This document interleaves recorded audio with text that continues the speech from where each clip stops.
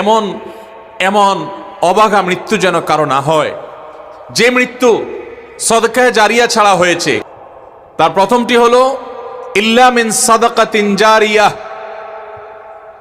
যদি কেউ জীবদ্দশায় কোনো এমন দান রেখে যায় যে দানটা ওয়ান টাইম দান না, যে দানটার উপকারিতা দীর্ঘমেয়াদ পর্যন্ত, দীর্ঘ সময় পর্যন্ত অব্যাহত থাকে, এইরকম কোনো দান যদি কেউ রেখে যেতে পারে, সে দুনিয়া থেকে চলে যায়, ওই দান যতদিন পর্যন্ত তার কার্যকারিতা, তার উপকারিতা বেনিফিশিয়ারিরা ভোগ করতে থাকেন, ততদিন পর্যন্ত তার আমল নামায় সওয়াব যুক্ত হতে থাকে, অ্যাড হতে থাকে।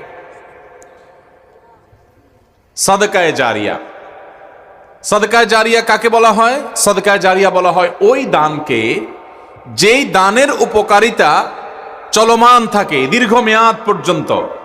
যেমন আপনি একটা মসজিদ নির্মাণ করলেন, আপনি একটা মাদ্রাসা নির্মাণ করলেন, আপনি একটা ইতিমখানা নির্মাণ করলেন, আপনি একটা কালভার্ট তৈরি করে দিলেন কোনো এমন এলাকায় যে এলাকায় কালভার্ট তৈরি করার মতো কোনো ব্যবস্থা নেই, তারা কষ্ট করছে, কোথাও রাস্তা ভাঙা, আপনি এটা রাস্তা করে দিয়েছেন বা ঠিক করে দিয়েছেন, আপনি কোথাও একটা টিউবওয়েল করে দিয়েছেন, আপনি কোথাও কোনো একটা গরিব মানুষের কোনো সমস্যার স্থায়ী সমাধান করে দিয়েছেন, একটা ঘর করে দিয়েছেন, আপনি একটা বৃক্ষ রোপণ করেছেন, যে গাছটা ঠিক আছে, বড় হয়েছে, ফল দিয়েছে, ছায়া দিচ্ছে, অক্সিজেন দিচ্ছে, এটা সাদকায়ে জারিয়া।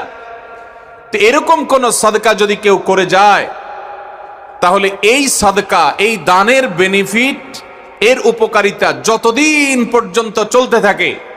যে মসজিদ আপনি নির্মাণ করে মারা গেলেন, আপনার মৃত্যুর পর ওই মসজিদে যতদিন আজান হবে, যতদিন সালাত হবে, যতদিন জামাত হবে, যতদিন ইলম হাসিল করবে মানুষ, তালিম শিখ করবে, ততদিন পর্যন্ত মানুষ শিখে আমল করে যত সওয়াব পাবে, আপনি এই মসজিদ নির্মাণ করার কারণে আল্লাহ আপনাকেও সে পরিমাণ সওয়াব দিবেন।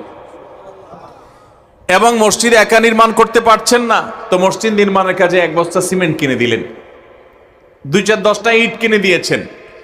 নির্মাণের কাজে, মসজিদের নির্মাণের কাজে আপনি অংশগ্রহণ করেছেন আপনার সামান্য সামর্থ্য দিয়ে। তাহলে এর কারণে আপনি আমি দুনিয়া থেকে চলে যাব, যতদিন আপনার সে ইট মসজিদের দেয়ালে লাগা থাকবে, যতদিন আপনার সে সিমেন্ট মসজিদের ওয়ালে লাগা থাকবে, ফ্লোরে লাগা থাকবে, ততদিন পর্যন্ত মসজিদ দ্বারা মানুষ উপকৃত হবে, আর আপনার আমল নামায় সওয়াব যেতে থাকবে ইনশাআল্লাহ। সাদকায়ে জারিয়া রেখে যাব তো ইনশাআল্লাহ।